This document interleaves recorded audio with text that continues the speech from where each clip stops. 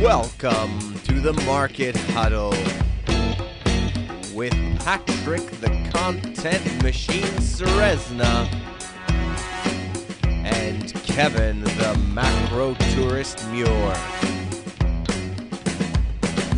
So grab a drink, get comfortable, and get ready for a deep dive into the markets. Take it away, guys. It's February 22nd, 2019, episode number 16. I'm Patrick Serezna. And I'm Kevin Muir. Thanks for joining us this week. Now, this show is broadcast as both a podcast and on YouTube. So if you're enjoying this as a podcast and you feel like you're missing out on the charts or the videos we're referencing, you can register at the markethuddle.com website and get our weekly emails, which include the chart pack and videos. Just flip over to YouTube. In this week's episode, we welcome special guest Tracy Shuchart, better known as the notorious Chigrl, who will be bringing us up to date on what she is thinking about the global economy and oil, while also sharing a Tales from the Trading Desk. Now, in our This Week in Trading History, we go back 72 years, where this week in 1947, Polaroid introduced the first instant camera. And for this week's WTF Clip of the Week, the Fed proclaims they forecast no recession for the next 3 years, a true WTF. And then we'll go on to the 5 most important things to watch next week. Let's jump right into it. Tracy, welcome to the Market Huddle. Great to have you on. Thank you for having me. I've been looking forward to this, actually. Oh, well, that's awesome. Terrific. So the first question we have for you is, did you bring a beer to drink? Yes, I did. I brought Moulin 7 from Asbestos, Quebec. Nice town name. Oh, nice. Right? It's a Belgian white. Well, that's nice. Supporting the Belle Province. I like it. Okay, Patrick, who is our show brought to us this week by? All right, so the Granite Brewery and Tide House, which sent us the Galactic Pale Ale. So why don't we crack open all these beers and have a drink and see what we've got here. Cheers. Cheers. Cheers. Mine's a cap. Oh, that's not bad. So hey, this is truly a Canadian show. Tracy, now you're American, but you're out in Montreal. So that's I am. so we're great. Welcome. You know, I'm looking forward to it. We're gonna have lots to talk about here. But before we get to it, though, Kevin, you got to take care of that legal stuff. Yeah, that's right. Okay, clients and employees of East West Investment Management may hold position in securities mentioned in this podcast. Nothing in this podcast should be viewed as investment advice. Listeners should consult an investment professional before making any decisions regarding topics mentioned in this show. For more information, please visit eastwestfunds.com. Side effects of too much Market Huddle may include the urge to go hug someone, the belief that you have become a Marvel superhero, and or extreme nausea. Go see a doctor if any of these conditions persist. All right. Well, thanks, Kev, for sharing that. So anyway, let's jump right into it. And now, Tracy, we wanted you to share the most important event of the week, which is where we get together and we just kind of talk about what was the one thing that caught your attention that was worth us having a chat about. So why don't you get us started? What are you thinking? What's on your mind? Well, crude oil is kind of my thing, and I think that we're kind of at a really good point to really be talking about this after the recent rally, because I think we're kind of at a pivotal point in the market for many reasons. Right.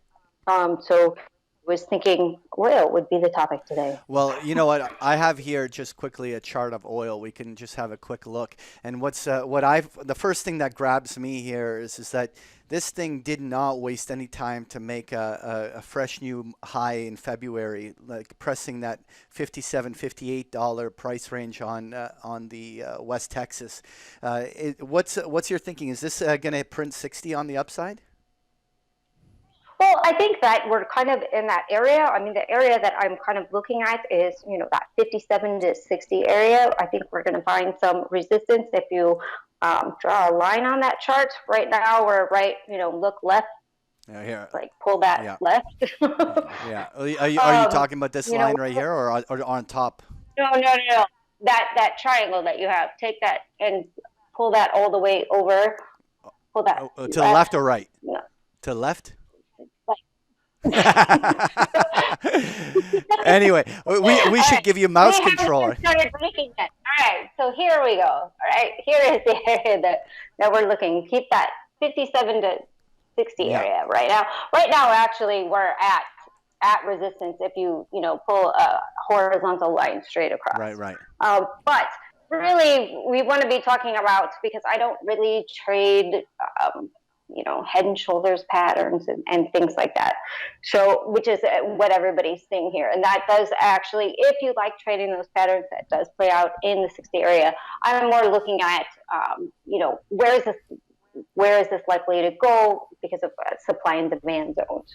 So 57 to 60 area, I think, is, where this market is likely to top out for the moment. But before we get to that, we should be looking at, okay, so what is causing this current rally? Right? So obviously we have the same thing that we have in equities. We have, it's the new year, it's risk on, right? Energy was so beat up Q4. It was a great opportunity, just like the equity market. So that's first and foremost. We have OPEC plus cuts, right? Saudi keeps announcing new cuts.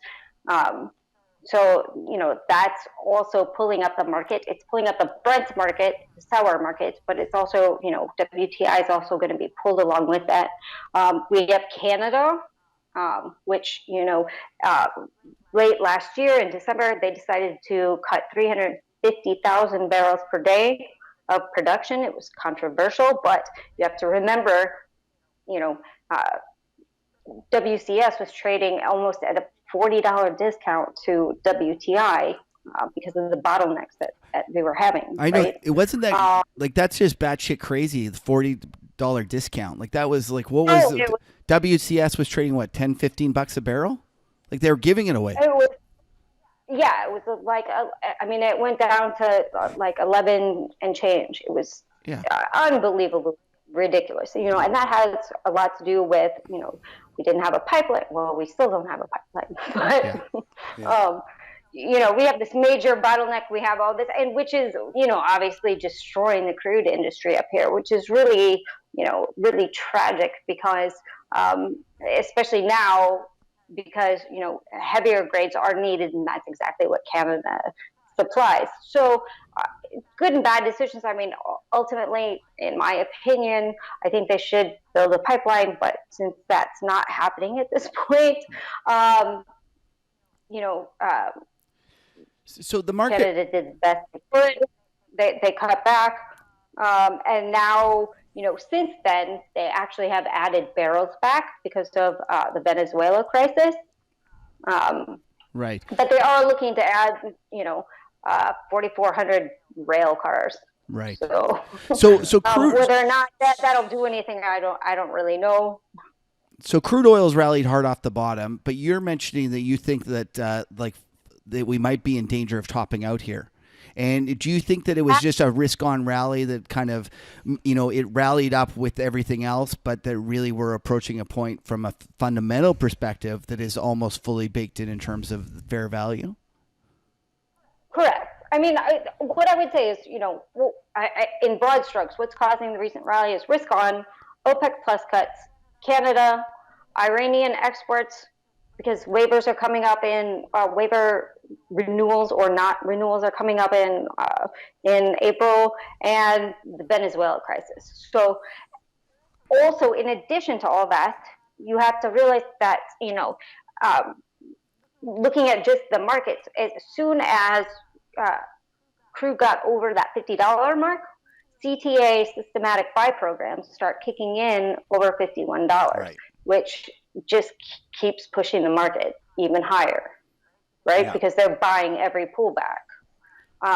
So it has to do with not only fundamentals, but what is actually happening within the paper contract. Right. So do you think what do you think is going to be the catalyst for the crude oil market to roll back over? Is it going to be merely if stocks have a pullback, if the liquidity comes out of the system, or will it be something, specific to crude that you're looking for kind of the next leg lower if that's what you're expecting? Well, I'm expecting, over the, let's say, medium term, there are specific pressures that are on the market currently that will start coming into play in the macro sense after this, this crazy rally is over. And that would have to be, increasing stocks. Refining is a huge issue. We have too much light crude versus heavy crude on the market. Light crude makes more gasoline than heavy crude because we have so much light crude. It's making more gasoline. This is creating a gasoline glut. It's depressing refining margins with little upside to gasoline crack spreads in the short term. Crude oil prices really can only rally so much. Then we have, looking at a broader macro sense, we're looking at global demand and growth, right? And we're looking at all these global PMIs. We can see, I think I have a chart on global PMIs. Pick any one, they all look terrible. It's, we have global PMIs, look awful everywhere. You can say world trade is slowing. I think I have a slide on that just to show that. We have global GDP falling. Now, what's interesting is if I have a slide on if you take crude oil price, that one, right? Yes, that one. Back one? That one. There we go. Yeah, that one, right. So here's your base global GDP at 3.5, which we all know it isn't, right? So here's your demand, right?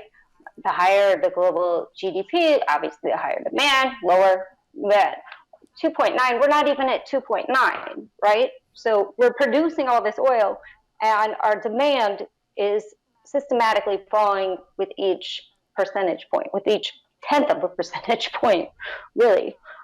So those are kind of the things that that I'm looking on that are market pressures that will come into play. Right. So you're basically saying that you think the world economy is slowing and that the crude oil market has gotten ahead of itself in this kind of liquidification of, as rates have gone down and as people have chased risky assets. One of the things that they've included is crude oil, but that when the economic reality and the true kind of supply demand kicks in, we should see a lower crude oil price. Exactly. Yeah. Okay. Yeah, I got it. Exactly. It's basically saying the paper market's gotten ahead of the physical market. Well, I would argue that a large amount of the rally that we've seen in crude oil was a part to do with the huge downwards overshoot. It's like a reflexivity thing where when you wipe out from 70 some odd dollars a barrel down to 42, there's going to be some sort of a retracement bounce off of that. I mean, if that sell-off was going to continue at that pace, we would be at zero by January if that was so. But to me, I'm also in that camp that I think that oil is going to during a period of economic slowdown is going to at least retest those previous lows. Like what do you think, though? I want to just circle back because you made an interesting comment. I've been dabbling with some of these oil refining stocks, and obviously the crack spread's an important input variable there. I mean, do you think that there's room for that to improve on the short term? I got the way I interpreted what you were saying was that you weren't that optimistic about crack spreads. Not in the near term, not as long as crude continues to rally. Crude is going to need to come down. You need price to come down for those margins to get better. Right. I think I have a slide on it. It's ridiculous on refining margins right now. I mean, it's less than zero. Oh, this is the crack spread. That one. There you go. They're like in the margin. Right? Yeah. Like literally, they're in the margin. It's less than zero right now. I mean, you can't survive like that. Right. So why are these You know, why are these refiners rallying then? Because I mean they've all had a pretty good run in the last month. I guess it's because they were just so oversold, right? I think it's like everyone's rallying right now. I mean, how do you explain? Like, not a lot of things have changed from December to Right. January to February. Like global macro wise, nothing's really changed at all. But we're just having a reaction to severely oversold levels in everything. So and that's kind of that's how it So, works. so can I ask you, from because we're all traders here, and timing has a little bit to this, and I don't want to obviously hold you to it, but what's your best intuition here in terms of if oil is going to peak out? I mean, is this a end of February story, or is it going to take much of March to top out, and really the kind of next wave in crude oil could really be a second quarter story? Because I won't lie, that's my sort of narrative. I don't think that the downturn in oil is, while I do believe we're heading back down, I don't think it has to start here at the end of February. What's your intuition on the timing of this? No, I mean I don't have to. I mean, seasonality suggests that the middle of February is basically and this is also fueling the rally because the middle of February is usually the time where crude oil starts rallying, but it starts rallying from the lows. So there's a lot of retail hopping on this trade now, thinking we're gonna rally back to 70, 80. Yeah. But the thing is that we're not coming from the lows. We're coming from $15 higher.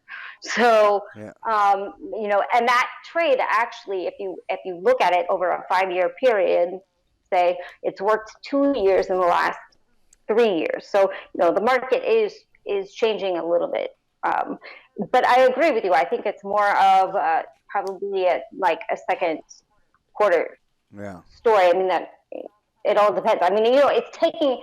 If you've noticed, after we got to 50, I mean, we got to 50 in like 5 seconds, right? Yeah. And then it's taken from 50 to 57 like 6 weeks. Yeah. So, I mean, the market's moving a lot slower now.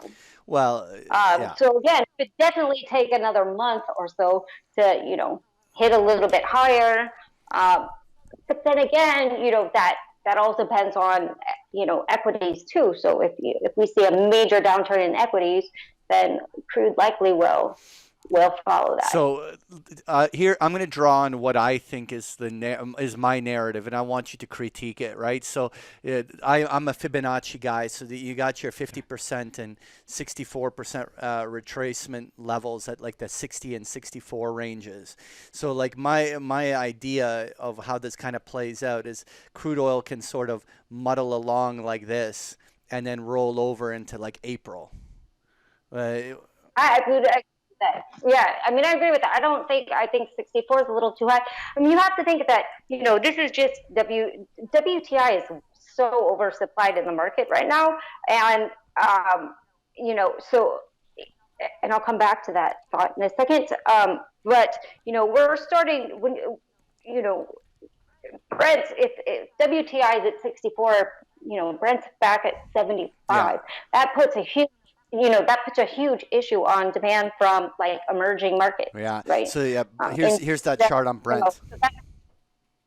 That puts a huge burden. And you remember back when we were up in 70 plus, you had Modi calling MBS saying, "Dude, you got to get oil down," right? For real. So you're going to start really hurting emerging markets once again, that are just starting to see a little bit of an upside right now. So you really don't want oil prices to go that high, just, for the world economy. So I have to ask you this. Do you have an opinion on the fact that the spread, or the spread between WTI and Brent is almost $10? Because I was going to get to that. Oh, were you? Because that's crazy. Because Yeah. it went at the bottom when we were in December. the spread narrowed back to $2, and I'm like thinking, God, things are going back to normal, or at least I don't know if that's normal, but I mean they converged really, and then suddenly Brent blew out again, and that spread once again widened to 10. What's your thinking? So exactly, I wanted to get to that. That was one of the things that when I said hold that thought, I'll get back to that. Was one of the ways that I think better ways to play this market, even though it seems like this spread is already blown out so much, is the WTI Brent differential. Right. For a lot of reasons, if we look at if we just look at the curves on this market, and I think we have the curve charts on WTI and Brent. I mean, we have the so term structures? we have Brent in backwardation, and then if we look at the crude curve, we're in contango, which contango is it's a bearish market condition. Yeah. It's suggesting oversupply. And, if you're if you're a money manager or, if you're a fund, you don't want to be long this market because you're going to get screwed on the roll, basically. Yeah. Right? You want the market in backwardation, and that's where you're going to, keep your longs. And we can see this out towards the end of the curve, but not right here, not near term. Not into 2020. Near term, WTI is in a bearish position, whereas Brent is still in a bullish market condition. So I think how do you read that? Spread is still. Like, what does that mean? Like, I mean, Brent is the one that's trading almost $10 higher, and you're saying. Right. But it's still in a bullish condition. So if you're a money manager, right, or you're a fund, and you want to be in this market, right, you want to be long this market, because what's going to happen is you're going to make money on the roll, yeah. Right, because price is going to have to come up, right, when expiry comes along. So it makes it more attractive to be long this market if you're a fund. Whereas in contango, it makes it less attractive because you're going to lose money on the roll, right? Yeah. All right. So I think this spread has the potential to get, in $14, $15. Wow. Really? That's an interesting trade. So you're pairing it just straight out like that. Yes, I mean literally the WTI 1-to-1. Wow. Nothing fancy. Nothing fancy. Kev, you have opinion on that? Well, I kind of, when I look at that spread, to me, it kind of screams the fact that we have so much oil supply in the U.S. And then when you're looking at the world market, you have Saudi Arabia, which is the main supplier of the rest of the world, and they're cutting back on supply. So it kind of makes sense to me, and I completely agree with Tracy. That could get a lot worse, because I think that part of the reason that we're rallying is that Saudi Arabia is cutting back. And we're getting, but the thing is that doesn't change the supply dynamics in the States. It changes the world market, and so both of them rise, but relatively the Brent will rise a lot more than WTI. So that's what I'm thinking. Exactly. Yeah, and I think like IMO 2020, although I'm not an expert on it, I think that has a lot to do with it as well, because that we still, WTI produces a lot of gasoline. We're going to need a whole bunch more of, ultralight sulfur when this comes, which we don't have, a lighter grade sulfur, and of diesel, and we need heavier grades for that. So I think that's also can potentially give a boost to the sour market. Right. Okay, well, that's some great chat. So we're going to kind of put a pin in it for there. And then what we're going to do, Tracy, is we're going to get a trading tale from you. But for those that are interested, make sure you stick around till the end of the show, because at the end of the show, what we're going to do is we're going to have an extended Tracy time when we're going to talk, you go into a little more detail about the sour market, which is a little different than the sour beers and stuff like that we do. We're going to go into the sour markets. We're going to do all these sorts of things for the true kind of crude oil or energy nerds, and it should be a lot of fun. But in the meantime, Tracy, do you have a tales from the trading desk that you wanted to share with us? All right, let's see. All right, so I was working on the trade floor at CBOT, and I was running a trade desk. Okay. And we had, I was in the grain room at the time. And so it was one of those cases where we had a customer called up, and we were an executing broker, right? So I just basically took orders, right, all day, right? But one of our clerks, I handed the order. One of our clerks got to the pit and did the wrong order, right? So the order was supposed to be, is to it was a combo. It's buy a call, sell put, right? And he did it backwards. Oh. Literally within 5 seconds, we were like $100,000 underwater because corn just went right up. It was that summer of 2012 where corn was like $8, right? It just couldn't stop. Right. And it was literally, when I say in 5 seconds, and the trader who I was working for was freaking. I mean, it was our mistake, meaning like he's gonna have to eat that trade, right? Yeah, that sucks. It was right. So he's turning white. He's like sweating. He's like sitting there. He's like, Tracy, what do I do? What do I do? What do I do? I'm like, I think it's gonna come back down. I think it's gonna come back down. Really, I think it's gonna come back down. And it was panic for like an hour. Okay. And slowly the market came down. I think we got out of it for like minus 10 grand. He was just like, just get out.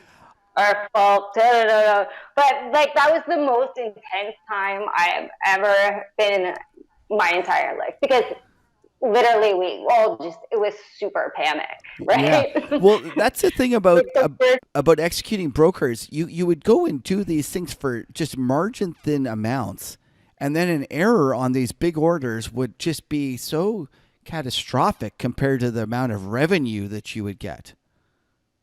Yeah, it was ridiculous. Yeah. So, and that was like probably, I don't know, my third week into that. Oh, nice. That's your trial by fire. Baptism by fire. Yeah, I was in the bond room before, and I was working for a new desk, and I was like, I hate grains. I'm never trying. So, well, you knew it was a long time ago when you told us that corn was $8. I was like, corn was $8 at one point. Like it always seems to have a 3 handle or whatever. I can't even remember the last time it was $8.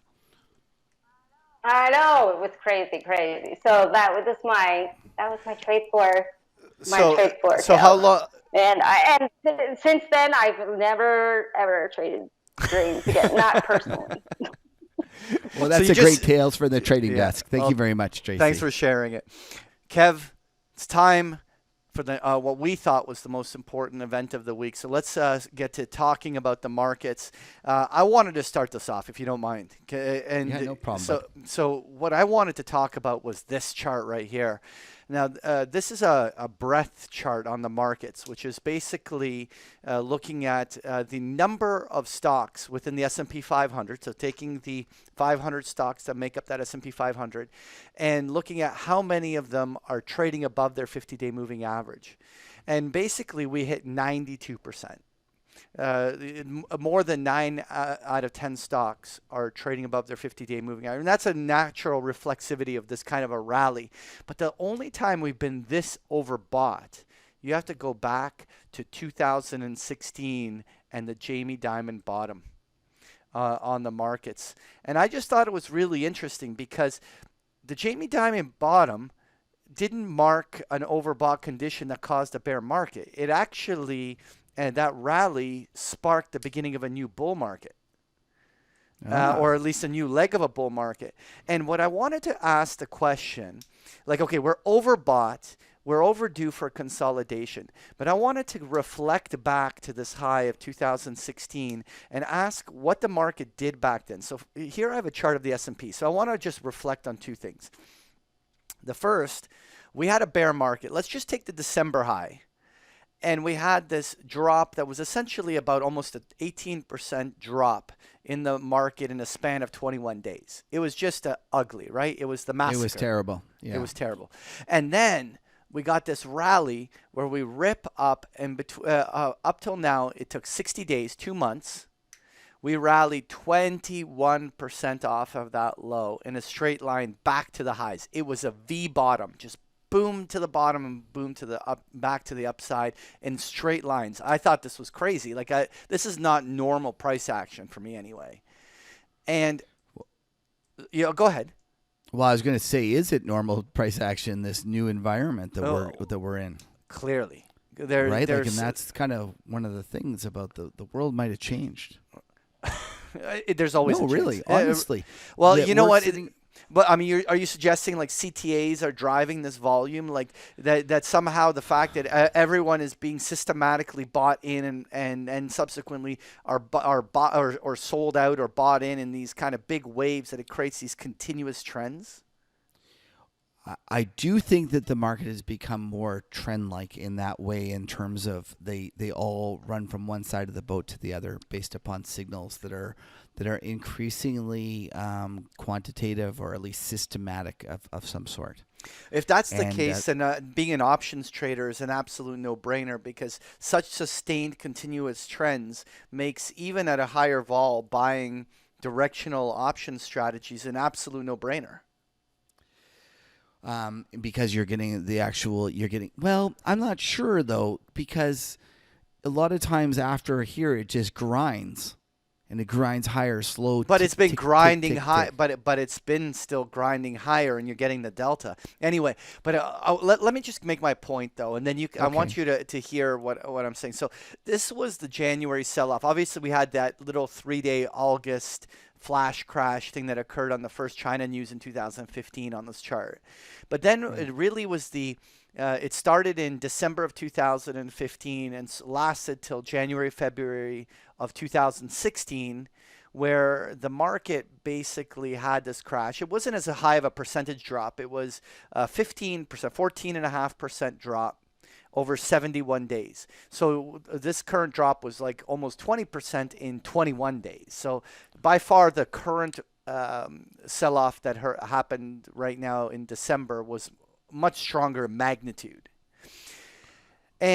But then look at the rally that happened off of that I guess everyone calls it the Jamie Dimon bond, because he bought like 25 million shares of his stock or something like that. Yeah, I think that he bottom ticked it. Like he stopped it in his tracks. Like I think and then everyone kind of took that as a win, that the bottom's in, and then he's gotten the reputation, or whatever you want to call that, of having called the bottom, right? Yeah, or maybe he got the heads up from the Fed. He got the heads up from the Fed. But look at this rally, though, that ensued in the after the Jamie Dimon bottom, right?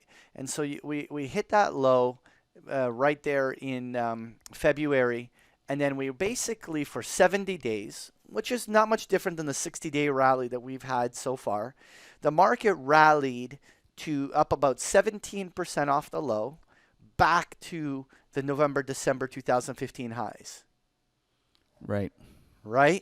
And that was what created that overbought condition that on that that momentum indicator marked that high. So with that said, what I want to highlight is what happened in the next 2 months after the high. Well, obviously we got Brexit in there as well.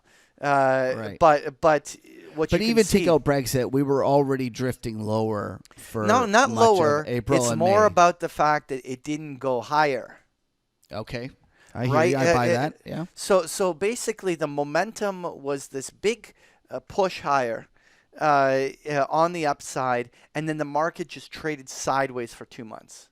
Now, it was not a new bear market that ensued on the other side. But I think the takeaway here is that the market became range bound rather than directional for the next 2 months. And the question I'm asking, are we about, now that we're approaching 2,800, are we about now going to reach a level where the stock market is not going to be able to really press higher, and then we're going to have throwbacks, rallies back up, throwbacks, and basically the S&P is now going to have huge overhead resistance, but no reason to sell off yet?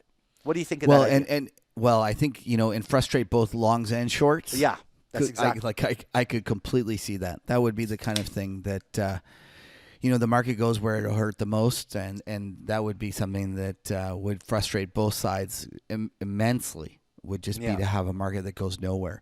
And to be fair, markets don't go straight up and then just top, go straight back down, and which is what I think the bears are hoping for. They sometimes do, but that was a V bottom. It could be a V top, but I don't think that's. But don't you think that V tops are a lot less normal than V bottoms? Totally. Yeah. Because what's the line? Like topping is a process and bottom is an event. Yes, you're dead right about that. But what I also am curious about is this argument, the Brent Johnson, when we had him back on the show, and his milkshake theory. One of his big ideas is that that the equity rally should continue. I'm not in his camp, by the way. But what is interesting is that after that overbought condition that occurred, which was a market over here on the market, the market consolidated sideways, but then it really did resume the bull market, right? And the big debate right now on the S&P, so I'm going to fast forward on this chart to where we are today. The big debate is, has this been a bear market rally that is simply just an intense wipeout of all the shorts and just a rally up? Or is this now that the market has reset those overbought conditions and is now about to resume a new bull leg higher? And so will we have a repeat of 2016 where this just continues and like Brent Johnson has proven right and makes new highs? Or is this just a fake out and then fades into a bear market? What's your first intuition? Well, I don't have the easy answer is to say that this is just a bear market rally and then we're going to roll over here and go lower. That's kind of the easy kind of gut kind of, that's an easy argument to make. Yeah. I'm actually kind of concerned that it's too easy to make. And that what we're going to get is that if the Fed, imagine this, imagine we go higher. Yeah. Because the Fed has eased off the brake. And imagine that they were correct in actually breaking the economy, in terms of, tightening. And the fact that they eased off it causes kind of a 1999 style blow off. Yeah. And then let's just stop. Who would be really happy about that? Harry Dent. Yeah, that's right. Because the market's got an orgasm to the upside, right? That's right. Okay. That's right. You're right. That's actually, I think he talked about that. Yeah, that's exactly. I mean, we made a WTF video about it, but that's where we would feel shame for having made a WTF video about Harry Dent, and when he actually ended up being right. You know what? I think Harry is a big boy. He'd be fine with it. I feel no shame for any WTFs, and I look forward to WTFs made about our bad calls. That'll be something that we look forward to. No, but going back to my point is I worry this is what if that kind of December 2018 was similar to, let's say, 98 when we had long-term capital. Obviously not as intense, and obviously, it nowhere near as bad. But what if this kind of subsequent China and U.S. both easing up and putting monetary stimulus into it causes it to accelerate to the upside? And I just, it's scary because at that point we'll be kind of 10 years into an economic recovery. Markets will be even more precariously perched on, a problem. The Fed, if we get a situation where we actually get some labor inflation, that they'll be in a bind where they'll be forced to raise rates, but nobody will believe that they will. And I could see a situation where it actually explodes to the upside because nobody will believe them anymore, and it makes the situation all the more unstable. And All I'm right, not calling and for you that. know you're making Brent Johnson really excited right now when he's listening to you. Well, okay, let's hope that doesn't happen. But I just worry about that, and I'm not calling for that because I actually think that the kind of overwhelmingly kind of probable event is that the Fed has already tightened too much, and that they tightened into a recession, and that the market sniffed that out, and this kind of rally is nothing more than a reflex upon which when they took their foot off the brake, but that the real economy is going to head lower. So that's kind of my most probable assumption, but I do worry about that kind of situation. Okay. And one of the things as a trader is you got to remember, you always have to keep that in mind that it could happen. Right. And kind of think about that kind of scenario occurring, and don't be sitting there remembering, it's got to go down because I know that the economy is going to roll over. Well, it could be we're still another year away from the economy rolling over. And if that's the case, we could have a situation where the S&P gets even more stupid. Don't forget that oftentimes, one second, let me finish, Patrick. Oftentimes, the last 10% of a move in terms of time of a bull move, encapsulates 50% of the price move. Right. Yeah. And I'm not calling for that, but it could happen. It could happen. So let's rewind. I want you to think when we were at that bottom in December and we were looking at that bounce. Like it was after the bottom was in, and we were debating how long and how far the bounce goes. What did I say in terms of how long this bounce was going to last? Okay, from a time so frame perspective. You want the pat on the back, and I will give it to you. What did I say? I absolutely agree. You said it was going to be like much longer than I thought. I thought the bounce would be short-lived and they would roll over more quickly. No, but what did I say though? I can't remember. I try not to listen to you too much. It was going to last into the second quarter. Okay, you did say that it was going to be long. And so I'm sticking to it. I actually think that I am surprised by how steep and how far it has gone. But I actually think from a time frame perspective, nothing has changed. My view is that this rally, I think that like what happened after the Jamie Dimon bottom and then the rally, that we spend a couple months muddling around and it's just going to wash traders out. On the downside or upside, it's just going to whip around and it's going to do nothing for the next couple months. And then we get bearish in the second quarter sometime. That's my call. I made the call in December. I made it in January, and I'm going to make it again right now. And I'm going to stick with it. And you could call me out if I got it wrong. I expect you to hold me to it. I'm on record for this. All right. Sounds good because so far you've been bang on right. So stop it. Now you're jinxing it.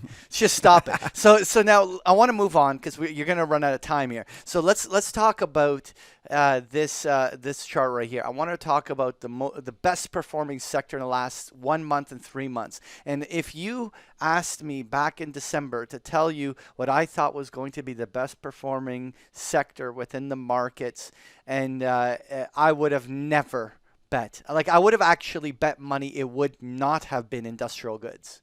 I cannot believe how the industrial sector of the market has been ripping on a 1 and 3 month basis, but just untouched by any other sector in terms of its the magnitude of its rise. Isn't that insane? Are you shocked by this, or is it just me? Well, I think it's I think the next chart that you're going to bring up is the fact that it's one stock is pushing a lot of it. Is that not correct? I'm going there. So what I wanted to do was pull up the XLI, which is the industrial ETF, the Spider ETF, and what's the top holding there? Boeing, right? Yeah. Boeing is a 10% weighting in the ETF, and it's huge. And it accounted for 22% return, and its attribution on a 1 year basis. Actually, let me just look at it on a 3 month basis. On a 3 month basis, it's a 34% return on Boeing, which attributed to the industrial index 272 of its points. Yeah. Like it what's amazing as well? It contributed more than pretty much the top 9 after that combined. No, not that much, but still, it's crazy. So you know what's amazing as well? I know that we talk about this S&P all the time, and we never talk about the Dow. But a lot of people still in retail will talk about the Dow Jones, and it's kind of weighting in the Dow Jones index is huge because it's a $424 stock. And don't forget, look at the Dow. The Dow Jones index is price weighted, not capitalized, you know, market cap weighted. And it's that just $400 priced Boeing is just a huge weighting in it. Yeah, and so let's pull up the chart on it. It's running like it stole something, and it just hit a new high today. No, it's like Boeing has been just ripping. I'm skeptical of its sustainability, but boy, does it look like it's a chart on fire. Like are you about to run the Hulk smash video here or what? Like in terms, it's like Girl on Fire. It's like what's that movie? That's the Girl on Fire. Oh, I don't even know. Oh God, you're terrible at these things. You're like you. Oh yeah, you know what? No, I don't. But anyway, but look. So what a move! What a move! Yeah, and the thing is, it's got some runaway gaps in there too, right? That haven't been filled. Absolutely, and what you want to think? What is the second biggest contributor? Union Pacific, and those rails have been ripping too. I mean, Union Pacific on a 3-month basis is up 19%, attributing to the index of 95 basis points. Like you've got basically the rails and Boeing ripping, and then what's the next biggest contributor? The GE bounce. The GE bounce. You know, we were ripping on GE. And whoa. Oh, no. I was ripping. Okay, I was ripping on GE. But I said the GE was stupid down there and that you should be buying it. Oh my God. Like but you said that like at $10 and you wrote it down to like $7, dude. Well, where did you buy GE? Admit it. I don't know, but anyways, that's right. You won't. You say you don't know because you don't want to admit it.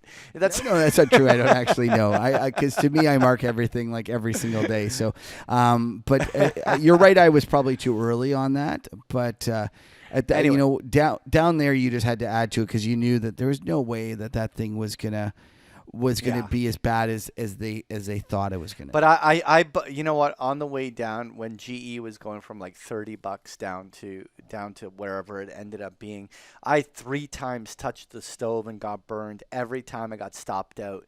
Like I thought I was being a hero buying it at like 18, and then I thought I was a hero buying it at 12, and then I thought I was a rock star buying it like at 10, and each time it just punched me in the solar plexus and knocked me out.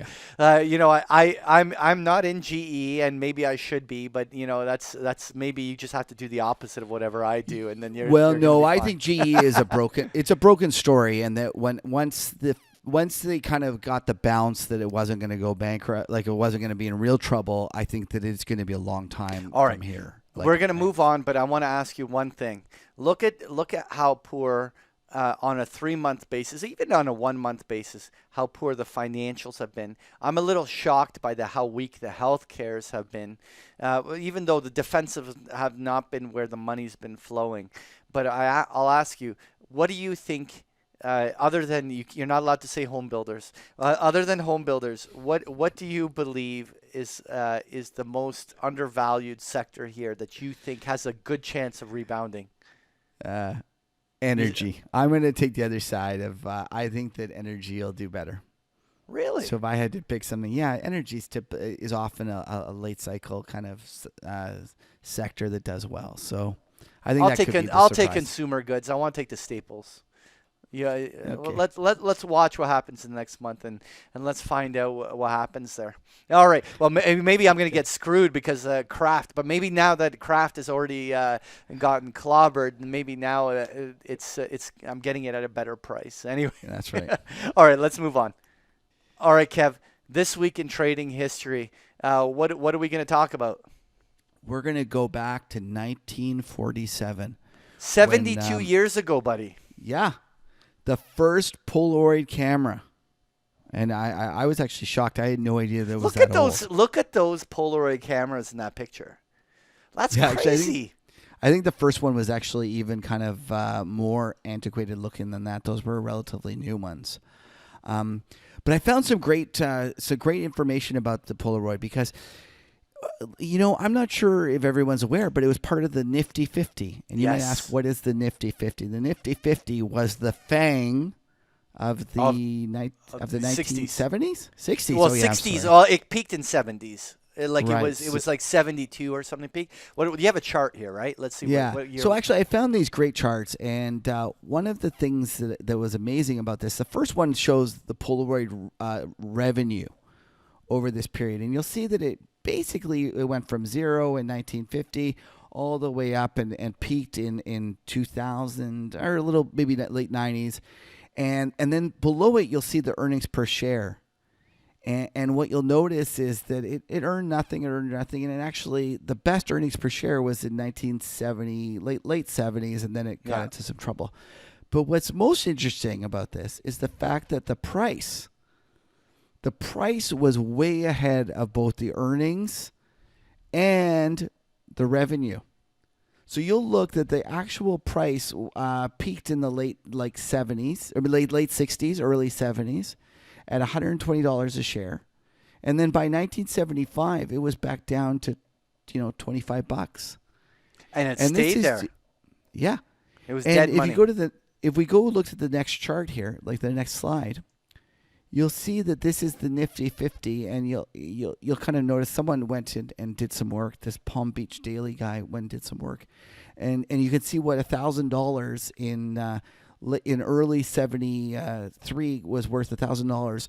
By kind of late 74, it was down to $600. Yeah, the bear market of 1973-74 was close to a 50% wipeout, something in that ballpark during that period. So, and what's amazing is that when you go look at the price earnings multiple, like what people were paying for earnings, you'll see that this is some of the big Nifty 50s on the right there. Sony at 92, Polaroid at 90, McDonald's at 83, International Flavors, who knows what that is, at 81, Walt Disney at 76, Hewlett Packard at 65. Yeah. It's funny that we think of Hewlett Packard as like a Nifty 50 and a big grower. So Nifty 50 was like the FANG stocks, right? We have a much smaller basket, but it was the hot stocks backed in the big growth stories. That's right. And so what these stocks had was they had crazy earnings multiples, and even the ones that did well, you'll see that kind of by 1980, 8 years later, the multiples had come in tremendously. So Sony went from a 92. Yeah, Sony went from a 92 to a 17. Polaroid went from a 90 to a 16. McDonald's went from an 83 to a 9, and so on and so on. I get it. So the market is always pricing in future growth. So I understand that's what markets do. Having said that, this is my point. When it comes to a lot of these kind of themes that you get, whether it be the FANGs or the marijuana stocks, inevitably people overpay for growth. And you can just see right there that even if you had picked, Polaroid doing great, and it ended up being the revenue continued to go up for the next 20, 30 years, it wasn't enough. That your investment in the company ended up being a dud. Yeah, but you know what? We should have a whole episode on this at some point in the future. I mean, revenues were going up because inflation was ripping, but on a real basis, it probably wasn't. I don't know. I mean, on a inflation adjusted basis, the Dow wiped out 90% of its value in the 70s. Yeah, no doubt about that. But there was a lot of stocks that were pricing in kind of changes in technology, which was Polaroid was one of them. And it did. It really did, it changed the way people dealt with cameras, and it was an explosive growth stock. And yet it still, as an investment, stunk. And I go back to Amazon. Amazon in the kind of in the early or late 90s, you could buy that stock and you could say, well, it's going to change the world. It's going to, the internet is going to be a new place. And yet still the Amazon stock went down 90% in the subsequent kind of .com bust. Yeah. And this is my point, is that you have to separate kind of the economics of a company with the stock price. And that's too often people kind of confuse the two. I agree with you. I want to leave you with one interesting kind of how things have reversed, because all of my kids, I have four of them, all of my kids have grown up with iPhones and iPads, and the idea of taking a picture on your phone was just something that was normal for them. And just recently, they got one of these new little Polaroids that came in, and this was the most fascinating thing to them. This was like a new technology for them. The fact that they click this button and this physical picture of them comes out. They were like kids in a candy store. Like, they were like, what the hell is this, right? So they have this technology of this Apple, and these pictures on their phone is like normal. And then going back, it's like it's a reboot of Polaroid all of a sudden. It's just like this young generation, like, what technology is this? Well, let's hope that the millennials don't pay 90 times earnings for that company. Let's hope not. All right, let's move on. All right, Kev, WTF clip of the week. Set us up. Okay, well, this one, short and sweet. I saw there was a fellow on CNBC, and he was talking about the Fed, and anyways, let's just play it. All right, let's watch.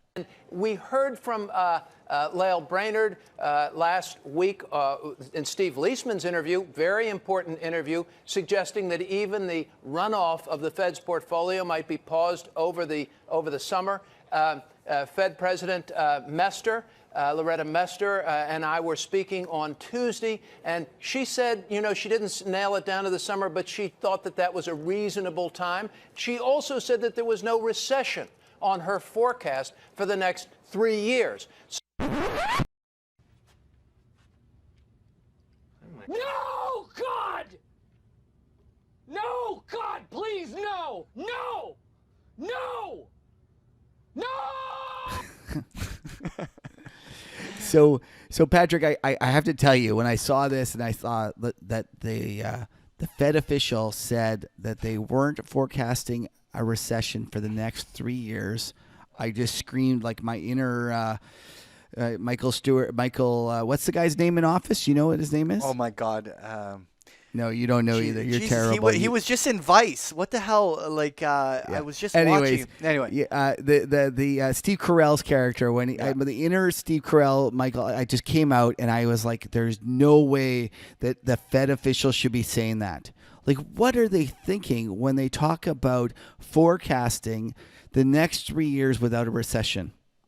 It just reminds me of the Greenspan saying that housing prices can never go down on a national level. There's just, it's anytime they start saying stupid how shit about the like Treasury, that. like Mnuchin and those guys talking about that we have a 10-year growth cycle coming or something when Trump got elected in 2016, 17. It's just ridiculous. Like, I get it. The Fed always has to say glass they half don't full. think. Yeah, it has to be glass half full. Right, but they don't need to say, I don't see a recession for the next 3 years. Like, what magically happens after 3 years that they go, oh, I can see out 3 years, but after that it gets cloudy? Like, are you shitting me? Like seriously, you guys can't see past out like 6 months. Forget about 3 years. Well, how about the Powell flip flop? I mean, in October, November, they are certain of that they have to kind of guide one way, and then like 2 months later, the stock market reacts and they're flip flopping, right? Like, what are they going to make a 3-year forecast? And the ridiculousness of actually bringing this up as a reason to buy stocks. It's just ludicrous. Like, it's just ridiculous. Anyways, anytime I hear that, it makes my skin crawl, and you should just tune off anyone that starts, quoting the fact that the Fed says there isn't going to be a recession for the next 3 years, so therefore you should buy stocks. All right, you heard it from Kevin here. I am not going to disagree. You said it. I'm in. All right, let's move on. Top 5 things to watch next week. But before we get to the top 5 things next week, let's move to first reviewing what our top 5 list from last week. And so number 5, we were just talking real estate. Look, real estate doesn't change week by week. I just thought it was something that I thought was really interesting, and I wanted to kind of touch on it. But number 4, Shanghai Accord 2. What happened here? So we were almost have to say this was a dud. Like, we were going into the preparing for the show, and it looked like nothing had happened. But then late Friday afternoon, we got news that Trump announced that he had come to an agreement. Actually, it wasn't Trump. I believe it was Mnuchin had announced that they had come to an agreement with the Chinese about their currency. Right. And yet we're taping this kind of Friday at 6, and we don't know what the details are yet. But there was, a Shanghai Accord number 2. And obviously that was on the table, and we kind of laughed when Mark Hart said that and put that out there.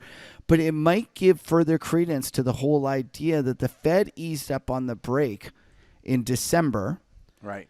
And the kind of the quid pro quo of that was the Chinese agreed that they wouldn't devalue their currency. Right, right. And there might be way more going on now. A lot of people say, no, the Fed doesn't, get into trade negotiations with the Treasury. There's no way that'll happen. And I'm like, I am sure you're correct that there's no way there is an explicit agreement that the Fed said, we agree to do this if you guys agree to do this. But I kind of, a little part of me wonders if there's more to Mark Hart's story than we think. And that Mnuchin said, listen, if you ease up on the brake, maybe we can do this. And Powell said, yeah, well, maybe I can do that. Listen, the market's having trouble anyways, and blah, blah, blah. So I think that Mark Hart, even though he seems to never wear shoes, he might have been more right than we think. All right. Well, let's watch. I mean, you're onto something. So number 3, though, I want to touch on the Canadian banks. Listen, the earnings are still coming out next week. Royal Bank, though, was the first bank to report, and they reported today. They came in line, right? Yeah, they were basically in line. Like there was nothing really that exciting about it. Right. So the stock reacted lower, though.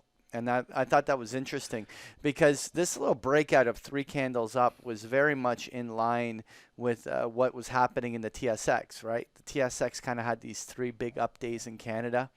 And so Royal Bank, anyway, reacted lower. I'm dying to find out what the other banks do. I personally am shocked because the U.S. banks have not rallied anywhere near this magnitude. Nowhere near this magnitude. And I don't. It doesn't make sense to me. Yeah. Well, I think it's because you're trying to apply fundamental logic on I'm trying to use logic. That's why. Yeah. And it doesn't seem to work these days. All right. Very quickly. Before we go on, before we go on, is the Royal Bank going to be a prairie dog formation? Ooh. Right? Like a breakout above, and then looks like we might have prairie dogs. I would believe so because I don't believe Royal Bank's going to make new 52-week highs. So there, in my mind, there's a very good chance that where you could fade that pop. But I don't necessarily think it's a huge short either, though. I just don't think that this is a continuation higher. I think that it's going to be a really messy Canadian bank chart. Okay. All right, number 2, though, you want to talk about that S&P. You were talking about the hours of the day, right? That's right. So last week we kind of highlighted a trend that Bespoke Investment had kind of brought to our attention where the 11 to 12 period, 11 a.m. to 12 p.m. Period, and the 3 p.m. to 4 p.m. period, ever since that December 24th low, that attributed to almost all of the rally. Like if you had bought those 2 hours every day, you'd get almost all of the rally. So I kind of laughed and said the fact that we're kind of bringing this to everyone's attention means that this trend is going to stop working. So I quickly made up some charts of this what's happened this past week, and you'll notice that Tuesday we did get the 11 a.m. was a big rally. Let's go to Wednesday. That 11 a.m. worked. Thursday, the 11 a.m. worked. Today, Friday, the 11 a.m. worked. So, and 11 a.m. is the thing. Did you have a Monday one? What happened on Monday? Well, Monday, there we go. Patrick was busy. He was busy fishing. I was trading, but I was wondering why the market wasn't moving on me. That's right. I did great. Anyways, yeah. So just for those who don't know, Patrick spent the weekend ice fishing. Oh, stop it. Yeah. No, I do not have any stories to share. We're dropping it at that. Ice drinking. That's what it's known as. Anyways, and it's unfortunate that I didn't have time to update the Friday chart because we ended up rallying at the end of the day. So out of the I guess out of that 8 periods, 6 of them, 3/4 of them were higher. So this trend, even though we kind of brought it to everyone's attention, it doesn't seem to have killed the trend. So there you go. Buy 11 o'clock, sell noon. It seems to have worked 4 days in a row. That's right. All right. more than 4 days in a row because it's been working since since December months, 24th. but it's worked all last week. Yeah, You or know, this past week. And to me, that just shows you the stupidity of these algos because it's completely that coincides often with the European close. So those are European managers getting to work, going into that period, and then the obviously the New York close is another period. Yeah. So finally, what asset class was going to break out first? Number one. Well, it wasn't dollar and it wasn't bonds. And the only asset that actually started really moving were the commodities. Gold continued to rally, but copper made a key break. Now I think like gold was already broken out, but it was copper that kind of got over what is it, a 4 month? Here, let me pull up a chart. Like, look at that. Like this is a fresh almost a 6 month high. Yeah. Like, I mean, that 285 level on copper was a huge overhead resistance, and boom, it rips. We're at 295. Just keep going. Is it? It's all the people chasing the China play. It's the just China that's play. what it is. You know what? There's a squiggle coming up at 3, the Fibonacci retracement. Let's see if it actually. But you know what? To me, whoa! You gotta tell me what's the squiggle at 3? What are you talking about? Well, if you just take the entire drop of that occurred in the summer of 2018, you can see the fib zone. The top 61.8 is just like $3.02, 302. There you go. And so the point I'm making is that it would be incredibly impressive for me if copper got above that. And to me, I'm not convinced that this is a big breakout if we stay at 3 or less. In order for there, in my mind, to be real meaning to this rally, it breaks above 3 and stays above there. No prairie dog shit. There you go, true technician. I'll buy it if it goes higher and stays there. That's what I love. I love the technical analysis like that. Oh, you gotta love it. You gotta love it, right? Oh, anyway. If it goes lower, I'll sell it. Okay, let's All go right, on. top 5 things to watch next week. So, Kevin, we have to start this one off with doing a throwback. Did Kevin's Hulk smash end that Brazilian market rally, right? And so I have to admit, when I saw this, I laughed and I thought to myself, I'm sure it did. And actually, I think I timed it almost to the day, didn't I? None of our top 5 things that we've ever done have we added an extra video clip because of such conviction that you had. No. But listen, we admitted. Well, I think we have a new video clip for this one, don't we? Yes, we do. Let's play it.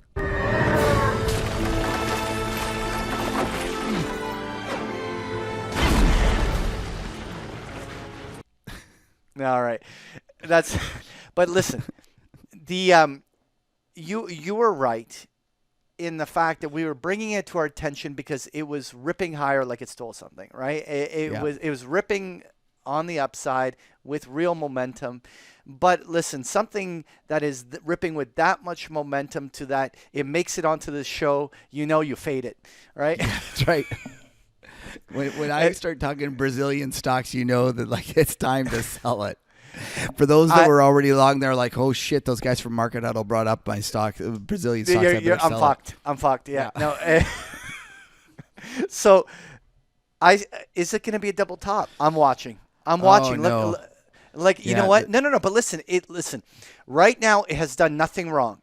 If by the middle of next week that thing is ripped to a fresh new high, nothing is wrong. But if we see that it kind of reverses and it can't make that break and it just rolls over, that's what we're watching next week, right? That's why I made the top 5. I'm curious whether that double tops or not, and we're watching that. So number 4, I also wanted to just touch on gold, because gold. Listen, even the Luke Romans of the world, everyone talks about this 1150 to 1350 range on gold. Right, it seems to be. I'm going to put a gold on a weekly chart here, but I should even have a monthly chart. But gold has had this like major high in this kind of 1350, 1370 range, and we hit it. We hit it. Is gold going to do what it did in the last 4 years every time it got up here? Is it going to reject 1350 to 1370 and trade back to the bottom of the range? Or is this the moment when gold breaks to a fresh new high and we're in business? The technical analysts will buy the new highs, right? Right, that's what we do as technicians. I did see the gold was something like the DSI, the amount of people that were long with if something hit like 90%. We haven't been this kind of extended since the great bull market in way back it's when. overbought, and this is why this overhead resistance is so significant, because if it rejects, it would be a very natural thing for gold to do here, and if it rips through it, it will be a testament that gold's got some kind of fuse lit, that's kind of pushing something that is a real big picture move. And so let's watch and see. So number 3, what's on your mind, Kev? Well, we have the U.S. GDP numbers and the ISM manufacturing PMI. So So GDP was it Wednesday or Thursday? I can't Thursday. remember. But these are kind of backward looking. Of course they are. Of course this is backward looking, and I see all sorts of people touting all these numbers, and they're like saying, "Oh, the economy is rolling over. The PMIs look like shit." But the trouble is that the market is a forward looking discount mechanism, and yeah, these are bad. Like GDP is old. Like it is old. There's nothing new going on there. Like it's not going to be something that going forward is going to matter. So we put it in the top 5 things to watch because everyone talks about it. But kind of part of me thinks that these are going to be bad, and they're not going to matter. That's kind of where I'm coming from on this. Yeah. All right. Well, you know what? Though what's interesting to me, though, there's a sentiment factor to this, because I think that if the U.S. GDP starts to show that the rate of change is really eroding, it doesn't have to be a negative number or anything like that, but it's just about the idea that the really good days are rearview mirror, and that the data just continues to come across weak.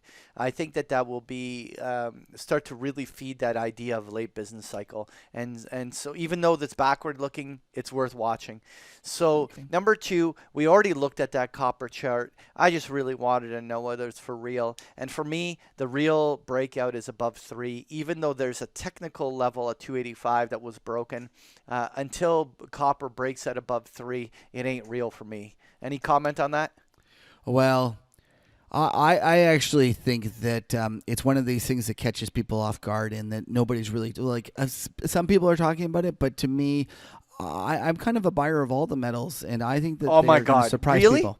Yeah, Jesus. I actually think going late business cycle into a global economic recession slowdown, and what basic materials are going to run? No, because I think you have to realize that there's more to it than just sold to these you. things are also sold currency. Right now, there we go. Right now, are we doing the Duke and Duke? Because this is something that's I will put money down on a whole dollar. There you go. So the whole dollar, one beer. We'll bet one beer. So I'll buy gold and copper from you. I got to buy them both though. No. Oh my God. Yeah. You can't. Okay. All right. You know what? Gold is at the overhead resistance. Fine. Yeah, sure. Sold to you. I'll buy them both because you know what? I know everyone thinks that. So what we'll say is, come summer, are they higher? I think they're going to be significantly higher. I would even say you need the summer. I was going to say a couple months, but you want to hold it till summer? Yeah, we'll do it to summer. Okay, that's fine. It's just going to make me that much more right. That's fine. Okay. Number 1, Kev. Okay, so we get Powell. He finally gets up in Senate front of, Banking Committee. Yeah, so he has to talk again, and he can't just look at his script, and he's going to have trouble saying nothing, which is what I think he wants to do. He wanted to get out of the headlines. He looked at the decline that we were experiencing in late December, and a lot of people, Trump included, were blaming him. I think since then he's been saying to himself, if I can just get out of the headlines, that's all I want. And the question is, will he be able to continue staying out of the headlines? I think he's going to do everything he can to stay out of it. To say nothing valuable. So he's going to go take a lesson from Greenspan about how to say nothing, but like lots of words with no meaning, and that's what he's going to do. All right. Well, you know what? This I think is a great top 5 list for this week. So all of our listeners, watch this. This is going to be really fun to see how this plays out this coming week. So let's leave everyone with the parting words of wisdom, Kev. Okay, so I stumbled upon this one by Richard Feynman, and I thought it was just terrific. And it says, the first principle is that you must not fool yourself, and you are the easiest person to fool. And I thought that was just like a terrific kind of a note to leave us on because how true that is. I always tell my members and people who take my program that we are our own worst enemies, and that we actually need rules to protect us from ourselves. That's right, and we always break them. And and you always break those rules for sure. That's great. It's funny how that plays out every time, isn't it? Okay. Anyway, Kev, take us to the close here, buddy. Okay, well, it's been a great thing. It's been a great kind of show, Patrick. Great. I appreciate actually, we're bringing Tracy on right here at the end. That's right. For those that want, stick around. Tracy, the extended edition with Tracy is going to come up now. But for everybody else that can only take kind of an hour and a bit of us, that's it. And for those that want to, make sure you sign up for our email. We're never going to spam you with any sorts of kind of anything but our newsletter that tells you about new shows coming up, and that's it. So that's at themarkethuddle.com, and follow us on Twitter at themarkethuddle.com, and you can follow Kevin at what are they following you on Twitter at? At Kevin Muir. Kevin Muir. I keep adding .com to everything. It's just at Kevin Muir for Twitter, isn't it? And for me, it's at Patrick Ceresna. Follow us, subscribe to the channel. You can also, if you're watching this on YouTube and it's easier for you to listen to the podcast, it's all available as a podcast as well. Anyway, listen, Tracy's coming up. Stick around after the music and you'll hear the extended interview. Thanks for joining us, everyone. Thanks. Have a great week, everybody.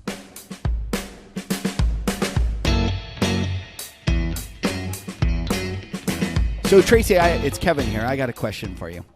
It seems like when I watch or talk to crude oil, like people who trade crude oil for a living, they are always bearish. Are you guys ever like bullish? Like, is there ever a time when you guys are like, I think this is going up? I think people are bullish. I mean, I think the fundamentals have been such that.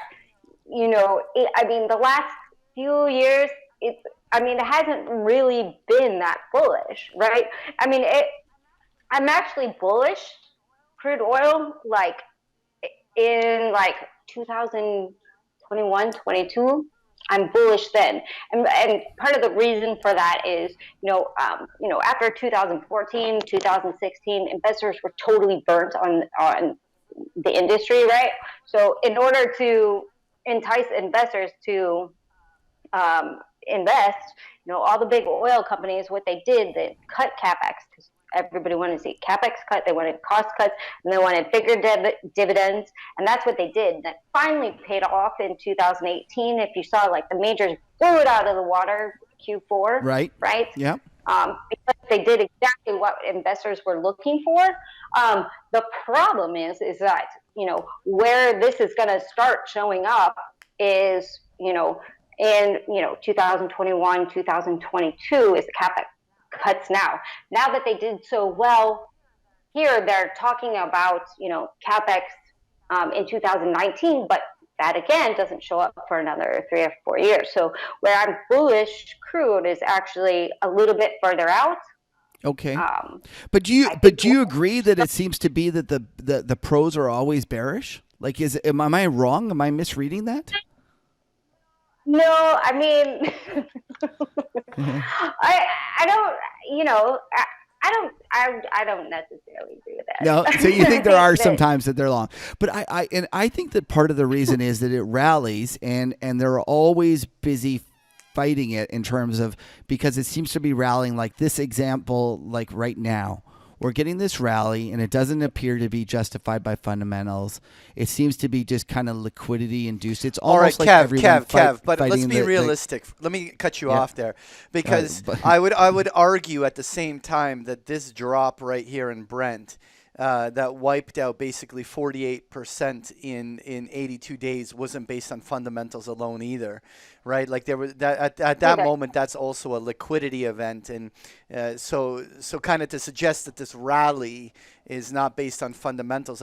Did it? No, Brent I'm not really trying to say have- that. They're like Brent No, had no, no I wasn't business saying being that. at I was trying to 44 say that probably. that's the argument that I see from Okay. a lot of the energy kind of pros is that they're like, oh no, we're like this rally is just all liquidity induced, and once the economy rolls over, we're going back down to like $40.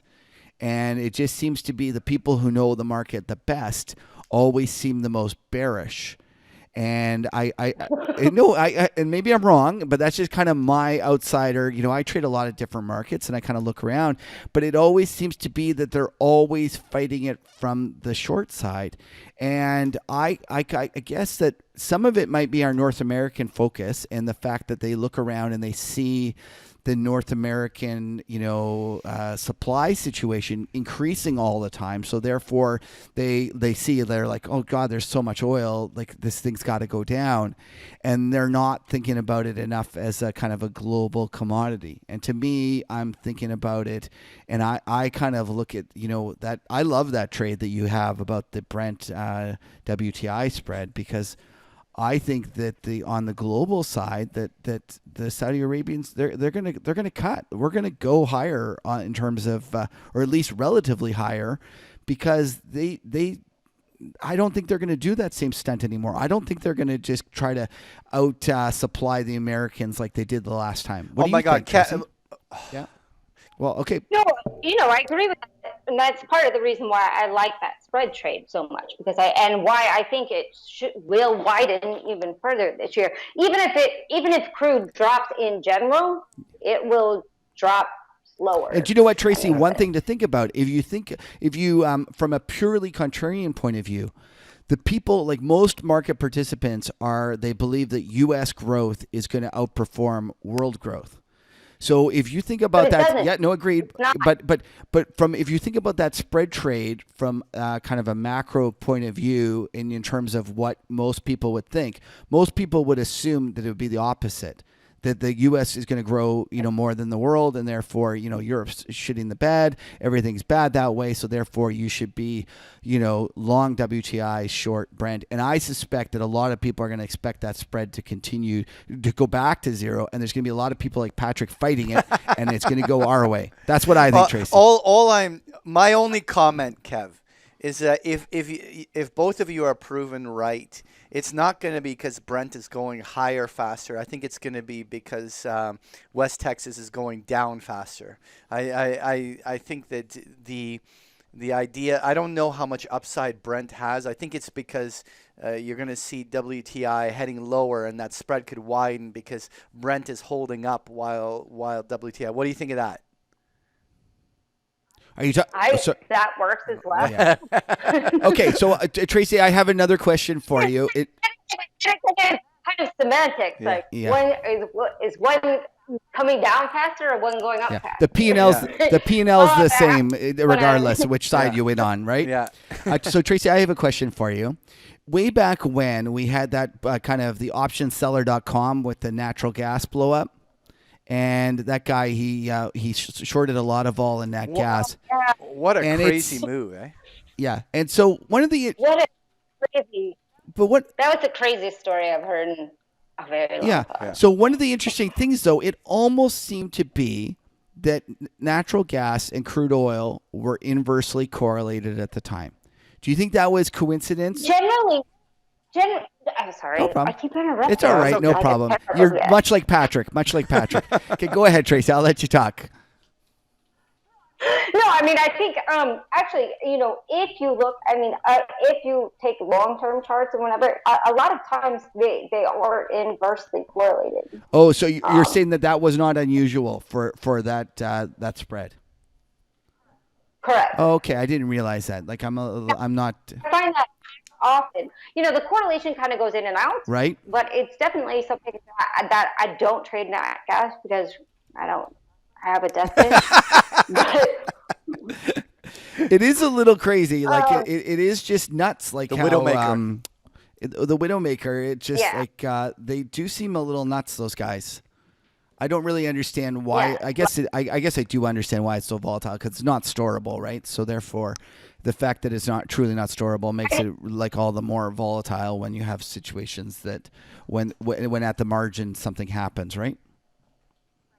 Right. And I think you really have to know this market well to trade it well, and I do not. But I do watch it because a lot of times it does have an inverse correlation to the crude oil market, I find often. So I go ahead, Patrick. Yeah, I was just gonna say, like, I thought it was kind of crazy. Like, there was this big Arctic freeze that comes across North America and basically creates like Arctic conditions in like Minnesota and stuff like this. I would have thought that nat gas would have, on weather conditions alone, given a reaction, and it's rather pressing on this chart anyway. 52-week lows on the continuous contract. Like, I couldn't connect the dots on why we weren't even getting an uptick on that kind of news. I think that this market doesn't really, I think because, contracts are so sold far out, Yeah. right? Like, you're trading, if you're trading, January, say, physical traders are, already in June, right? So I think that the market, like, has already happened for them. Right. So even if you have an Arctic freeze, you think it's going to rally. It just doesn't work the same way that it does for crude. I think that it's like it works like 6 months ahead of time. Okay, so Tracy. Except for this dive going up. Okay, so Tracy, give us an inside baseball kind of trade or idea or something to think about that might be a little more complicated or a little more nuanced than something, a part of the curve or a trade or something. Do you have anything like that you could kind of share with us? I mean, I'm not like, I'm actually pretty straightforward. Like, I'm not trading complex option strategies or anything like that. Or so you're just you stick to more just like you trade the front month or like whatever, and like the liquid months, and just I usually trade not actually the front month. I trade because I'm more of a medium, like a swing position. So I'm usually a month ahead of where everybody else is trading. Right. So if it, front month right now is April, I'm trading May right now. So and how long do you typically hold your positions for? Are you trading for like a week, a month? It really depends. I mean, it really depends on the kind of move that I'm looking for. So are you trading stuff in like intraday at times? Like, will you do that as well? Yeah. Oh, okay. Definitely. Well, I mean, the thing is if I'm swing trading, what I'll do is, I'll swing trade, say, April's a front month. I can day trade April and then swing trade, say, March, or sorry, May, June. You know what I mean? I can take a longer term position on out months, right, and then day trade the front month if I so wanted to. Right. You know what I'm actually shocked at is that not a lot of retail, like most retail people don't trade futures, but I'm kind of shocked at the number of futures traders that specialize in crude oil. It's actually it's a much bigger market than or at least that I thought, in terms of the number of guys and women as well that are trading exclusively crude oil. Like it's almost like after the S&P, it's the next kind of most popular contract to trade. Well, I think that I think it's because it's very liquid. Yeah. Right. And and it trends well. The market it moves. trends well. Yeah. You think it trends well, Patrick? Like that. Oh my God! It just went from 77 to 42 in a straight line. Is that not a clean trend? I guess so, but it's choppy during the moves along the way. I guess maybe not day trading, but I mean there wasn't even a $3-4 retracement through that entire drop. It was basically a straight line move. Like, look at ES. I mean, ES did the same thing. We had major puke, and then we're right back up to 2800. What a move. I have to ask you, beyond oil, do you trade the SPOOs at any point? Do you get into the S&P? Yeah, actually, I traded the S&P a lot on the way down. Right. So okay, well, what's your call? What's I your like what's your I'm gonna like. I like shorting better than I like longing anymore. I like her. Tracy. I like her. Tracy, you're not doing much. You're not doing much to convince me that energy pros are not always short. Like, it's like, I do like, I mean, I literally will wait. I mean, I'll wait for market to go. Like, I just like shorting markets better. It's faster. My personal It's faster. trading It's style. faster. you're a true energy trader. You like writing the pink tickets first. Like, that's how it works. Yeah. Or anyway, so Tracy, so what's your call here then? What's your intuition here on the, like, is this rally for real, or are you gonna fade this? So is this? I will be looking, around that $60 area to start fading it. I do already have some options positions on. That's on crude and oil, then, but how about on S&P? Yeah. Patrick wants you to tell him. S&P? Yeah. I want to short this so bad. I love her. This is awesome. I'm joining your party. I've been waiting for this thing to turn, but like maybe at this 2,800 mark, we'll think. I mean, it's going to be interesting. I'm thinking too. I'm waiting for like over 2,800, but like literally, I want to short it so bad. It hurts. Kev, are you going to go short? Yeah. Well, not if both of you are going to do it, because it's going to be the kiss of death if all three of us are short. All right. So I'm already short. So you sold it to us. That's right. I'll be the one buying it back, covering my short, and you guys could be selling it to me. Yeah, I'll sell it to you. No problem. Yeah. All right. Okay. Anything else we wanted to cover? Any other interesting stories? I don't know. I think currency is an interesting story. I mean, but I'm not an expert. Oh, Tracy, whoa. Thiago Tracy, 1 second. Not being an expert has never stopped Patrick and I in the very least. So don't let that stop you. Give us your opinion on currencies. So I'm still, I'm still a dollar bull. I just can't help it. So, and CAD. So like, okay, listen, I want to short that so bad too for numerous reasons, and not just because, well, not just because against the dollar. Like, so Tracy, what you gotta hear is, okay. Kev, what did you text me the moment you found out that Luke Groman was tactically bullish the dollar? What did you text me? I said, I think I got to I got to go and flip and become a bear again. Like, because it was the exact opposite of a year ago. When the last bear turns bullish, right? That's right. When the last bear, oh my God. When the last bear tells me that he's tactically long the dollar for a trade, I'm like, I got to sell it to him. And I love Luke. He's a terrific guy. But it just kind of makes me scared. I was in the same boat. I looked at the market action, and when Powell flipped to me, it was every excuse for the dollar to go down, and it didn't. And I said, well, a market that with bad, fundamental news that goes up, I got to think you got to buy it. But I don't know, a little part of me just gets a little scared when all I hear is everybody is long. I can't name a bear anymore. Like, tell me somebody who's bearish. Everybody I know is bearish. Really? I mean, every time I post anything dollar positive related on Twitter, I get like 900 people telling me, it's gonna die. It's the end of the world. Okay. Yes. Trust me, they're still out there. Okay. Which, it really is just like everybody says. I mean, really, where else are you going to go? Yeah. Okay, so now you're also, though, you were saying the CAD. So you want to get bearish the CAD? That's the one thing I am long.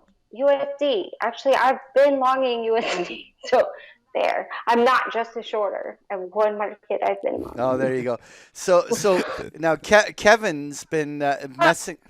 Kevin's been messing around with being long the CAD, but he's carefully hedged himself by being short the Come the on, Aussie. you're making it sound like I went out and I wanted to be long CAD, and then I'll just short a Oh, little Australian dollar. you've been defending the Canadian dollar for frickin' months. Now, Okay. rightfully so. It hasn't been awful for the last couple of months. I mean, look, Patrick is such a bear. Like he's always shits all over Canada, and I'm always trying to defend our national pride and tell him it's not so bad and stuff. And poor Tracy's like, an American coming up to Canada, going to Quebec. It's cold as hell. She's probably like, I got to short this currency. It's so fucking cold up here. Seriously? How do these people make a living? What do they do up here? Actually, Everything is an ice. speaking of moving to Quebec, do you speak French at all, Tracy? I'm assuming not. Oh, no. And you know what's terrible is that I speak to traders. I like know how to go to the grocery store and ask for a bag. That's about it. It's so terrible. It's really terrible because I don't speak. I speak English to everybody all day, and that's my only exposure. And I got that. One of those language course online things.